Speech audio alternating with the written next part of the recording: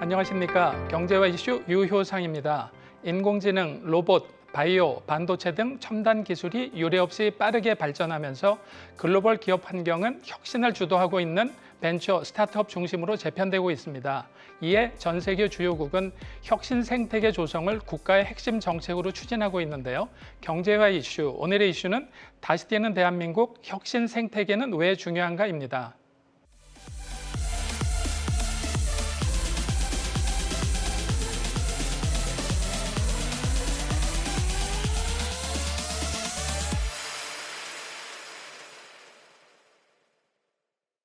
(2023년) 세계 혁신지수 한국 10위, 2022년 6위에서 4단계 하락. 산업부 AI 활용 제조공정 혁신, 기술 개발에 1조 원 투자. 2024년 5월 AI 서울 정상회의, 글로벌 AI 원칙은 혁신, 안전, 포용. 안녕하세요. 경제와 이슈 나연지입니다. 엔비디아, 마이크로소프트, 테슬라, 애플, 구글, 메타, 아마존. 현재 글로벌 시장을 주도하는 빅테크 그룹으로 혁신의 아이콘이라는 공통점을 가지고 있는데요. 최근 초연결, 초지능으로 대표되는 4차 산업혁명 진행 속도가 점점 빨라지면서 주요국들은 혁신 생태계 조성에 국가적 역량을 집중하고 있습니다. 미국은 고부가가치 제조 분야에서 양질의 일자리를 창출하기 위해 인공지능, 첨단 소재, 항공우주, 통신 등 핵심 기술 분야에 2021년부터 3천억 달러 규모의 대규모 투자를 진행 중인데요. 일본은 스타트업 팩토리 구축 지원 사업 등 스타트업 육성 프로그램으로 적극 지원에 나서고 있고, 영국은 정부 주도의 스케일업 정책이 대표적입니다. 한국 정부도 반도체, 바이오, 항공우주 등 주요 산업에서 혁신 생태계 조성을 위한 다양한 지원책을 발표하고 있지만 주요국 대비 역부족이라는 평가인데요. 세계 지적재산기구가 매년 발표하는 세계혁신지수에서 한국은 2023년에 종합 10위를 차지했습니다. 2022년 6위 대비 4단계나 하락한 위치인데요. 혁신 투입 부문 중 인적자원과 연구 부문은 2019년부터 1위를 유지 중이지만 규제 환경, 생태적 지속 가능성이 낮은 순위를 기록 중입니다. 2011년부터 12년 연속 세계 혁신지수 1위를 기록 중인 스위스는 유럽 내에서도 규제 방식이 유연하고 느슨한 것으로 유명한데요. 다가올 미래에 한국 기업들이 전 세계적인 혁신의 아이콘으로 자리 잡기 위해서는 어떤 혁신 생태계 시스템이 조성돼야 할까요? 다시 뛰는 대한민국 혁신 생태계는 왜 중요한가라는 주제로 다양한 시선에서 말씀해 주실 전문가를 모셨는데요. 유병준 서울대학교 교수님 함께합니다. 안녕하세요. 네, 안녕하세요. 우리나라가 경제 위기다 이런 얘기를 하면서 혁신 생태계 얘기를 굉장히 많이 하는데요. 언뜻 들으면 알 것 같기도 하고 무슨 말인지 좀 이해가 잘 안 될 수도 있고, 그런데 혁신 생태계는 어떤 것을 얘기를 하는 건가요? 네, 말씀대로 혁신과 이제 생태계라는 개념이 두 개가 들어간 건데, 일단 연구 개발부터 산업의 혁신까지 포괄하는 개념으로 혁신 산업, 고위험 고부가치 연구 개발을 바탕으로 한 산업에서 새로운 상품 그리고 플랫폼 산업을 끊임없이 창출할 수 있도록 연구자, 기업가, 투자가 등 전 이해관계자가 지속적으로 경쟁하고 협력하면서 진화할 수 있는 것까지 포함하는 개념이 혁신 생태계라는 이름에 들어있다고 할 수 있겠습니다. 네. 그러면 이제 그 중요성들을 강조를 굉장히 많이 하고 있는데, 그 혁신 생태계가 왜 중요하고 지금 세계적으로는 어떤 분위기가 감지가 되고 있으신가요? 아무래도 가장 큰 가치가 일어나고 일자리가 주어지는 것이 이런 혁신이라는 분야에서 일어날 수 있는 거죠. 자동화된 제조업에서 사실은 노동력이 일어나지 않는데, 정부라는 것은 아무래도 국민을 지지 기반으로 하기 때문에 국민들에게 좋은 일자리를 줄 수 있으려면 바로 이 혁신 생태계를 가 중요한 것이고, 전 세계가 지금 전 세계 지도자들이 혁신 생태계를 강조하고 그곳에서 많은 좋은 일자리가 창출되고 부가가치가 창출되기를 바라고 있다고 할 수 있겠습니다. 네, 그러면 그런 차원에서 보면 소위 얘기하는 그 미국의 그 빅테크 기업들이 혁신 생태계의 그 결과물이라고 볼 수 있을 것 같은데요. 그들은 어떤 환경이 있었길래 그런 그 좋은 기업들이 많이 나올 수 있게 된 배경이 된 건가요? 아무래도 이제 미국이라는 나라에서 그 좋은 투자자가 있고 가치를 보고 기술에 대해서 투자를 하고 좋은 기술을 가진 기술자들이 있고 그리고 이것이 시장으로 나오는 좋은 시장이 있고 이러한 것들이 맞물리다 보니까 자연스럽게 폭발적으로 가치를 증가시키고 이것이 나오고 계속해서 진화할 수 있는 그런 생태계가 미국 실리콘밸리에서는 자연적으로 만들어진 거죠. 그런데 이것이 다른 나라들은 이것을 따라하다 보니까 아무래도 속도나 자연스러운 환경을 기다릴 수는 없다 보니까 정부가 나서서 이것을 조성하게 되는 것을 할 수밖에 없는 인공적인 지원이 필요한 것은 어쩔 수 없는 전 세계적인 현상이라고 볼 수 있겠습니다. 네. 그 교수님 말씀하신 대로 그럼에도 불구하고 우리나라가 입만 열면 실리콘밸리 벤치마킹을 굉장히 많이 얘기를 하고 있는데 우리나라 혁신 생태계는 어느 정도로 평가를 하고 계시나요? 좋은 인력을 가지고 있고 그리고 정부의 지원에 대해서 가끔 미국 분들도 부럽다라고 하는 정도의 전폭적인 지원을 하고 있는 건 사실인 것 같습니다. 그런데 좀 더 자연스럽지 않고 때로는 정부가 과다하게 개입하거나 규제를 함으로써 사실은 혁신을 외치지만 혁신을 할 수 없게 만드는 환경을 만드는 부분 이런 부분들이 좀 문제가 있고 투자 같은 것들도 활성화가 돼서 좀 자연스럽게 투자가 돼야 되는데 이 부분도 정부 주도라든지 그리고 환경이 좀 미숙해서 이런 부분들이 이렇게 잘 자연스럽게 이어지지 않는 부분에서 아쉬움이 있는 뭐 아직은 초기 단계로서 미국같이 성숙된 것을 기대할 수 없는 뭐 부분은 한계라고 할 수 있겠습니다. 지금 말씀해 주신 대로 전 세계에서 우리나라가 그 정부 주도형 시스템은 제일 잘 돼 있다 이렇게 얘기를 하고 있는데요. 성과는 뭐 평가는 많이 다르기는 하지만 그런데 이제 혁신 생태계 얘기 나올 때마다 항상 거론되는 거가 우리나라 규제 시스템이 포지티브 시스템이기 때문에 미국이나 심지어는 중국 같은 데들에 뒤처질 수밖에 없다 이렇게 얘기를 하는데 수많은 사람들이 혁신 생태계를 네거티브로 바꿔야 된다라고 하지만 그건 현실적으로 불가능해 보이고요. 그런 부분들은 어떻게 생각을 하시나요? 맞는 말씀입니다. 그러니까 지원이 가장 잘 돼 있는 건 맞는 것 같습니다. 그러면서 정부의 전폭적인 지원을 받고 있는데 문제는 그것을 그 효과를 저해하는 규제가 문제인 거죠. 그래서 파지티브 규제를 말씀하셨는데 우리나라가 바로 이 파지티브 규제 시스템인 것이 문제죠.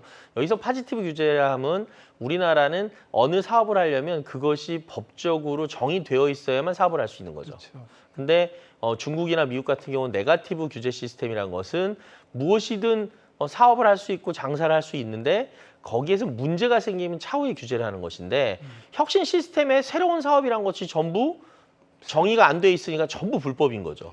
그래서 그 유명한 얘기로 우리나라에서 미국의 100대 혁신 기업의 절반이 아니라 과반이 사업을 할 수 없다라는 얘기가 나오는 것이 바로 이 부분에 있다고 할 수 있는데 근데 이 시스템이 국가 시스템이 전부 파지티브 규제에 기반한 시스템이기 때문에 이것을 완전히 없앨 수는 없습니다. 그러나 파지티브 시스템에서도 네거티브 규제와 같이 좀 규제를 완화하고 일단은 할 수 있게 해주는 시스템을 만들어서 좀 그 부분을 고쳐나가야지 맨날 뭐 네거티브 시스템을 완전히 바꾼다 이건 사실은 저도 산업에서 보면 불가능하다. 네, 너무 그것에만 뭐 파지티브 시스템을 없애야 된다는 얘기까지를 할 수는 없을 것 같고 좀 규제를 줄이고 신사업을 활성화할 수 있도록만 도와준다면 소기의 성과는 낼 수 있지 않을까 생각합니다. 네, 그 분야에 관해서는 뭐 유 교수님이 우리나라 최고의 전문가신데 규제 샌드박스도 나름대로 뭐 정부가 하려고 노력은 하고 있고 규제 혁파 얘기는 많이 하고 있는데 그 중에서도 가장 그 시급하게 좀 그 바꿔야 된다든가 도입을 해야 된다든가 하면은 어떤 게 좀 있을까요? 결국은 라스트 마일 마지막에서 안 된다고 그러는 게 문제인 것 같습니다. 제가 아는 청년 기업가 하나가 싱가포르로 이제 본사를 옮겼습니다. 플립을 그래서 했네요. 네. 왜 그러냐고 얘기를 했더니 싱가포르이 그렇게 또 뭐 되게 지원적인 건 아니라는 거죠. 그러나 싱가포르로 가는 이유는 그래도 싱가포르는 공무원들이 이거 된다 안 된다를 시작할 때 얘기를 해준다는 거죠. 근데 우리나라는 사실은 다 될 것처럼 얘기하는데 마지막엔 안 되니까 사회 불확실성이죠. 시작할 때 된다라고 얘기해줬으면 돼야 되는데 확정도 안 해주고 부정도 안 함으로써 이건 해야 될지 말아야 될지 모르는 부분 때문에 간다라는 얘기를 하더라고요. 상당히 좀 뼈아픈 얘기했다고 생각합니다. 네. 그럼에도 불구하고 우리나라에서는 뭐 네이버나 카카오나 그 유니콘 기업들이 그래도 뭐 20, 30개 정도가 나왔는데 이렇게 나오게 될 수 있었던 배경은 어떻게 보시나요? 뭐 저는 결국은 정말로 우수한 우리의 이 청년 기업가들이 그 어려움 속에서 일어난 결과라고 생각을 합니다. 뭐 정부의 지원보다는 이런 우수한 기업가들이 그 어려움 속에서도 창의적인 생각과 도전 정신으로 이뤄낸 결과라고 생각을 합니다. 그래서 뭐 때로는 뭐 성과를 얘기하는데 저는 안타까운 거는 더 할 수 있었는데 이 정도가 아닌가라는 좀 아쉬움이 있습니다. 네, 교수님이 어떤 그 인터뷰에서 카카오나 이런 기업들이 M&A를 많이 하는 거는 스타트업의 필연적이고 혁신 생태계에서 꼭 필요하다 이렇게 말씀을 해주셨는데 그렇지만은 그 일반 그 시민들이나 정부에서는 그걸 굉장히 부정적으로 봐서 아직도 좀 뭐 해결이 안 된 부분도 있고 그런데 혁신 생태계에서 이런 그 M&A나 이런 것들이 활발하게 돼야 되는 이유는 왜 그런 건가요? 플랫폼 기업이라는 것은 여러 가지가 사업이 연계되면서 나타난 시너지 효과가 있는 것인데 이것을 위해서는 규모의 경제가 필연적일 수밖에 없습니다. 예를 들어서 기술과 AI 기술과 컨텐츠가 결합이 돼야 되니까 과거에는 재벌이라고 비난받을 수도 있었을 것 같은데 컨텐츠와 이 AI 기술을 가진 기업을 동시에 가지고 있어야만 이런 활발한 시너지를 통해서 컨텐츠가 AI를 담은 이 상품이 나올 수 있는 거죠.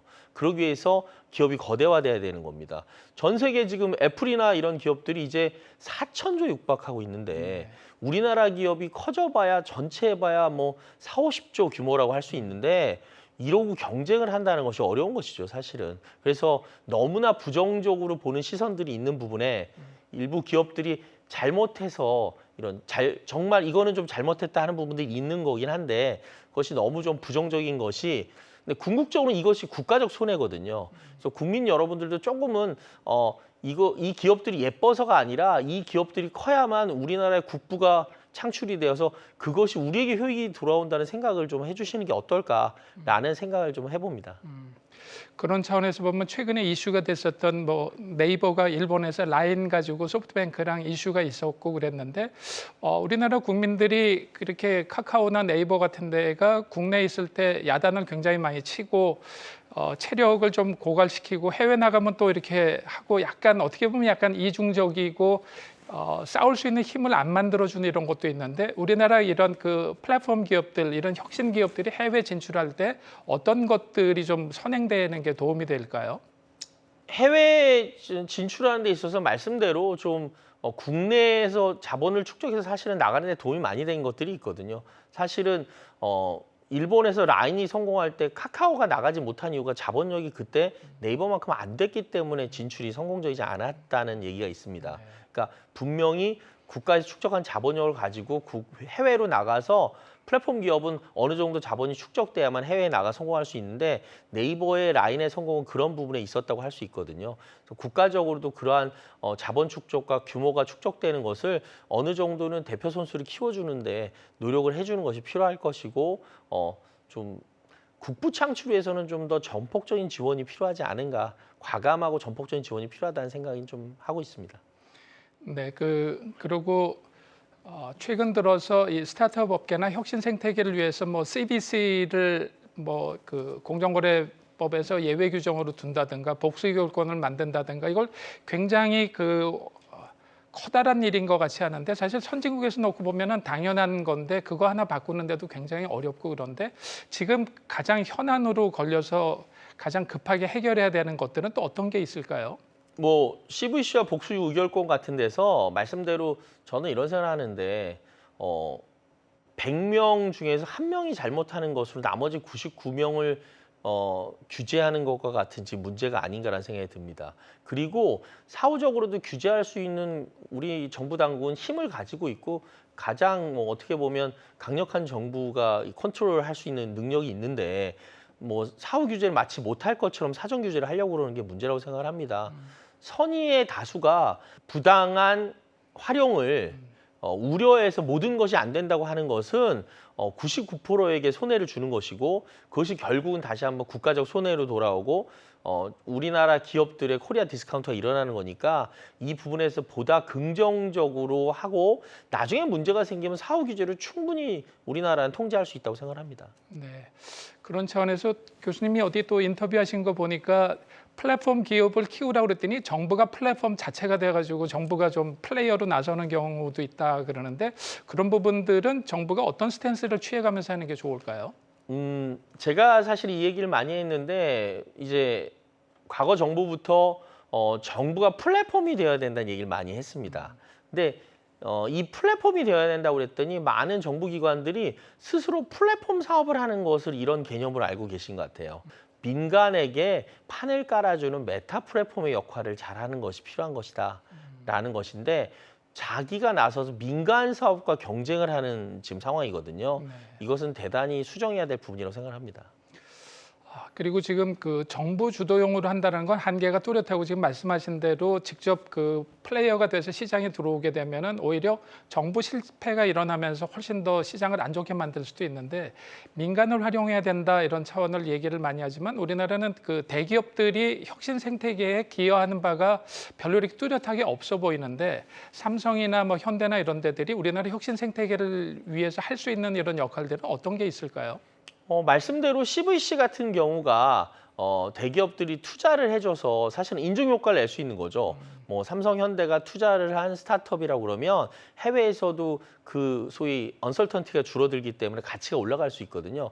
이런 데 투자를 할 수 있는 부분인데 뭐 대기업 관계자분들 얘기를 들어보면 이것에 대해서 이제 기업을 소위 잡아먹으려 한다는 문어발식 확장이라는 과거의 틀을 가지고 부정적으로 보는 것 때문에도 못하겠다는 얘기를 하거든요. 저희가 좀 그런 부정적 인식을 접고 그런 스타트업들이 그러한 인증과 투자를 바탕으로 밸류를 가지고 해외로 진출할 수 있도록 하는 것을 좋게 받아들여주는 인식이 필요하다고 생각합니다.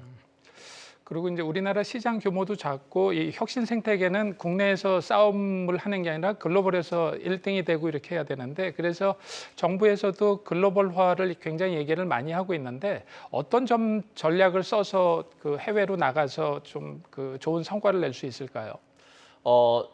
제가 지금 예를 들어서 AI 파운데이션 모델이라든지 또는 뭐 콘텐츠 산업에서도 보면 나름대로 이 가장 메인 타겟을 하는 것은 미국의 자본이나 중국의 자본과 비교해서 꼭 성공 가능성이 있는지는 좀 의문입니다. 근데 그럴 때 우리나라 기업과 우리나라의 자본기 규모 그리고 우리나라 기업의 장점을 가지고 어떤 사업을 어떻게 할 것인가를 보는 것이 좋은데 뭐 대표적으로 네이버 카카오의 미국 웹툰 진출, 콘텐츠 사업에서도 그들이 잘하는 세그멘트를 가지고 진출하는 것 같은 전략들을 잘 펼치고 있다고 생각을 합니다. 그래서 그러한 것과 같이 우리가 잘할 수 있는 것을 가지고 어디서부터 시작을 하는 것이 좋을지를 많은 기업들도 생각을 하고 진출한다면 소기의 성과를 얻을 수 있고 뭐 나중에는 정말로 메인 시장으로 진출하는 것도 자본이 축적되고 산업이 확산되면 가능하다고 생각을 하거든요. 그래서 그러한 사업들의 전략들을 가지고 있습니다. 그래서 우리나라 기업들이 그러한 전략을 구사할 수 있도록 모두가 국민과 정부가 도와준다면 좋은 성과를 낼 수 있을 거라고 저는 기대를 합니다. 최근에 그 생성형 AI가 그 혁신 생태계의 그 중심이 되면서 중앙정부, 부처들도 여러 군데가 경쟁적으로 AI 뭐 활성화를 해야 된다라고 여러 가지를 내놓고 있고 지자체, 민간 기업들도 이렇게 하고 있는데 핀란드 같은 나라는 그 정부하고 그 기업들이 원팀이 돼서 움직이면서 좋은 성과를 낸다는데 우리는 이게 엇박자가 나는 경우도 굉장히 많은 것 같은데 어떤 식으로 이게 같이 움직여서 시너지를 낼 수 있을까요? 정말로 민간이 잘할 수 있도록 다시 한번 민간을 도와주는 지원 기능을 해주면 좋은데 사업에 개입을 한다든지 스스로가 이거를 사업을 펼침으로써 사실은 그 서비스를 해야 될 민간 기업이 서비스를 못하게 만드는 거죠. 그리고 정작 자기네가 할 경우에 다시 한번 얘기하지만 정부기관이 플랫폼을 할 경우에 홍보 기능이 없는 정부가 이 일을 잘할 수가 없습니다. 근데 그러다 보니까 민간 기업은 사업을 할 수 없고 정부가 사업을 해서 잘 안 되고 이 악순환이 일어나서 오히려 시장이 형성도 못 되게 하는 결과를 낳는 거죠. 분명히 정부가 지원하고 민간이 나서서 열심히 할 수 있도록 하는 이 바로 그 서로의 롤을 명확히 하고 이 생태계를 만든다면 뭐 유럽의 예처럼 성공적인 것들이 나올 수 있을 것 같습니다. 근데 구색 맞추기 보여주기로 해서는 언제나 정부기관과 지자체가 나서서 스스로 하려고 그러는 이 악습이 계속 반복되고 있어서 이 부분에 대해서 정말로 개선이 필요하다고 생각합니다. 교수님께서 이 혁신 생태계 연구를 많이 하셨는데 우리나라의 그 수준은 글로벌에서 놓고 볼 때 어느 정도 수준으로 그 평가를 하시나요? 지원 기관과 기업의 자질은 뭐 세계 최고 수준이라고 저는 생각을 합니다. 근데 말씀대로 규제에 묶여 있고 그리고 이것이 좀 보여주기식의 지원을 받다 보니까 그리고 나누어주기식의 지원을 받다 보니까 정말로 선발주자들이 제대로 된 지원을 받아서 글로벌리 나가서 경쟁을 하는 데는 문제가 있다고 생각을 합니다. 그래서 이 부분을 개선을 해준다면 정말로 우리가 상상하지 못했던 큰 성과들을 얻을 수 있는 고지가 저 앞인데 거기를 못 나오고 있어서 이 부분만 해결이 된다면 저는 엄청나게 큰 성과들을 정말로 기대해 볼 수 있지 않을까 하는 안타까움이 있습니다. 그러면 그런 차원에서 그 혁신 기업들이 스케일업 전략은 어떻게 펼쳐나가면서 세계 시장에서 좀 그 각광받을 수 있는 그런 모델을 제시한다 그러면 어떤 형태로 그 추진을 해나가면 좋을까요? 기반에서 아까 말씀드린 대로 그 기업들이 어느 소위 시장을 보고 어느 펑션, 어느 비즈니스 모델을 가지고 나가서 스케일업 할 건지를 봐야 되는데 뭐 한국에서 어느 정도 성공한 모델을 가지고 나간다면 일단 검증이 된 거고요. 그것을 그 로컬화 시키는 작업만 조금만 한다면 될 것 같습니다. 그래서 그러한 성공을 할 수 있는 기업들이 많은데 좀 더 선별적인 과감한 지원을 좀 받고 기업들이 나가서 그 글로벌 영역을 가는 데 있어서 생각보다 지금 뭐 많은 지원 글로벌 하는데 우리나라 정부기관의 글로벌 시장에 대한 지원이나 시장 이 채널 확보하는 데 있어서 전문성이 정말로 떨어진다고 생각을 하거든요. 이 부분을 해외 소위 루트를 확보하고 또는 이미 루트가 확보된 대기업들이나 이미 선진 이 대 플랫폼 기업들의 도움을 받는 것을 정말로 한다면 이 말은 10년 전부터 했는데 실제로 이러한 성과들이 나오고 있지는 않습니다. 정말로 이러한 유기적인 결합과 지원을 끌어낸다면 저는 이 스케일업들도 자동으로 이루어지지 않을까 생각을 하고 있습니다. 네, 그런 차원에서 그 혁신 생태계를 글로벌로 펼쳐나가려면 인력에 관련된 것도 굉장히 중요한데요. 우리나라만 가지고는 부족할 것 같은데 글로벌 인재들하고 코어를 하고 이런 그림은 어떤 그림이 좀 좋을까요? 글로벌 인재들을 근데 이제 한류의 영향으로 정말 이제는 한국어를 많이 하는 잘하는 해외 인력도 있고요. 한국의 문화가 많이 전파가 됐다고 생각합니다. 그리고 우리나라의 기업인들도 이제 외국인들과 일을 하는데 좀 더 익숙해지는 방향을 찾아야 될 것 같습니다. 그래서 그러한 적응 단계에 있다고 생각을 합니다. 그래서 그런 것을 가지고 해외 인력 중에 어떤 파트너가 나와 맞고 뭐 이제 많은 경험을 바탕으로 실수하는 것들을 줄여 나가는 좀 러닝이 필요하겠죠. 그런다면 점점 그 해외 인력을 바탕으로 하는 사업들도 가능하다 보는데 여기에 너무 실패를 두려워해서 나가지 않는 것보다는 더 나아가는 것을 과감히 하면서 실패하면서 배우는 것들도 두려워하지 않았으면 하는 생각이 듭니다.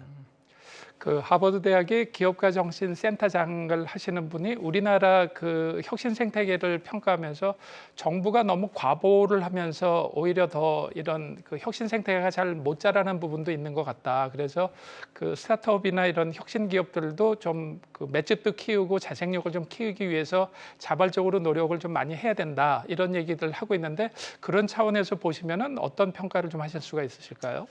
과다한 지원이나 지원금을 바탕으로 해서 기업이 좀 그냥 이 생존을 하는 경우들이 있습니다. 그런 기업들은 사실은 장기적으로는 성과가 날 수가 없다고 생각을 하거든요. 그래서 시장에 나가서 뭐 정부의 지원의 도움을 받을 수 있겠지만 민간의 자금을 바탕으로 하고 시장을 개척하는 것을 통해서 자생력을 키워야겠다는 생각을 기업들이 해야 되는 거죠. 당장 눈앞에 생명을 연장하기 위한 정부의 지원에 이 집중을 하는 회사들은 결국은 잘 되는 경우가 드뭅니다.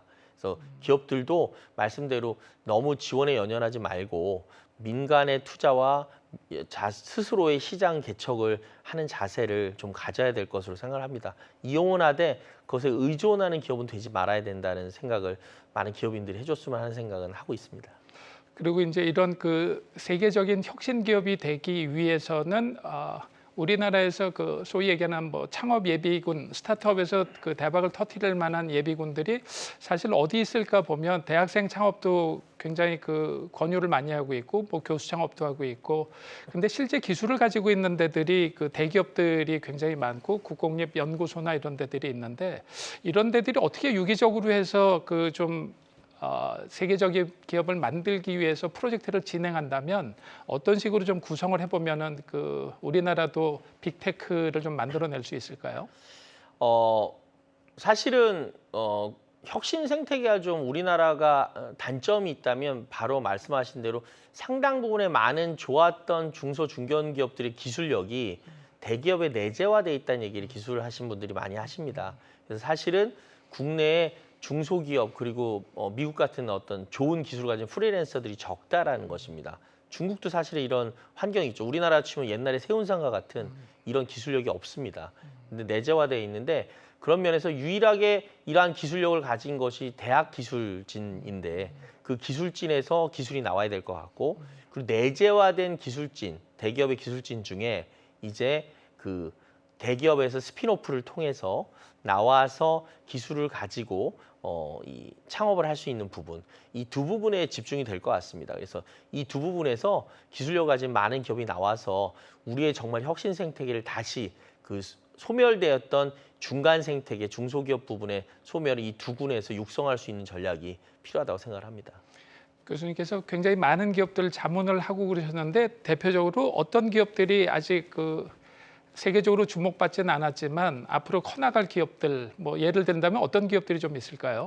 뭐 바이오 기업들에서도 기술들을 많이 가지고 있고요. 그다음에 뭐 IT 기업들도 뭐 예를 들어서 대기업들에서 나와서 좋은 기술력을 가지고 나와서 본인들이 창업한 아이템들을 가지고 하고 계신 유망한 기업들이 있습니다. 그래서 그들에게 조금만 스케일업 단계의 지원을 해준다면 보다 큰 성과가 나지 않을까 이런 부분이 있는데 우리나라가 아직 좀 스케일업 단계의 지원, 좀 많은 자금이다 보니까 공정성 이슈나 이런 것들 스케일업 단계의 지원이 조금 부족한 면이 있습니다. 유망한 기업인들이 바이오 IT 분야에 많이 있고 비즈니스 모델을 가진 서비스 기업들에도 많이 있어서 그 부분은 뭐 셀 수 없이 많이 있다고 생각합니다. 근데 그들을 지원해주고 좌절하지 않고 스케일업 단계로 나가서 성과를 창출할 수 있도록 해주는 이 부분의 지원을 좀 강화할 필요가 있다라고 생각합니다.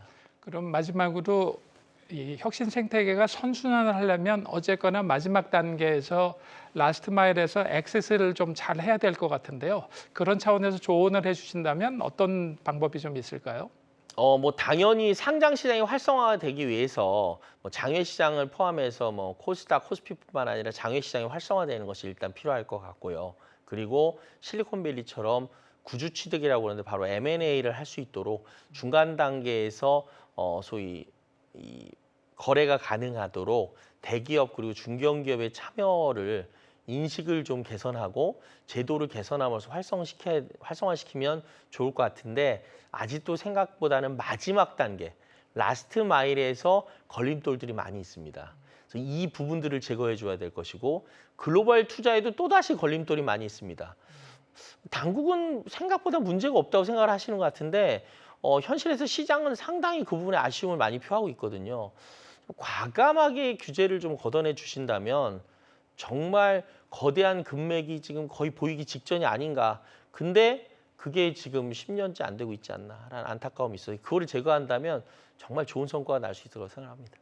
다시 뛰는 대한민국 혁신 생태계는 왜 중요한가라는 주제로 미래를 선도할 혁신 기업이 한국에서 탄생하기 위해 필요한 혁신 생태계 환경을 다각도로 진단해 봤는데요. 차별화된 인사이트를 주신 유병준 교수님께 다시 한번 감사드립니다. 감사합니다. 감사합니다. 세계 행복지수 1위, 세계에서 가장 안정적인 국가 1위, 미국과 함께 혁신 챔피언 공동 1위로 선정된 나라, 바로 핀란드가 이룬 성취입니다. 이러한 놀라운 성과는 민간과 공공이 서로 끈끈한 유대와 협력을 바탕으로 한 팀이 되어 움직인다는 팀 핀란드가 자리 잡고 있는데요. 모든 의사결정을 공동으로 하고 수평적으로 일하는 것이 핵심입니다. 한국도 민간과 정부가 한 팀이 되어 체계적인 혁신 생태계를 조성하여 미래를 선도할 혁신 기업들이 많이 탄생하기를 기대해 봅니다. 지금까지 경제와 이슈 유효상이었습니다. 감사합니다.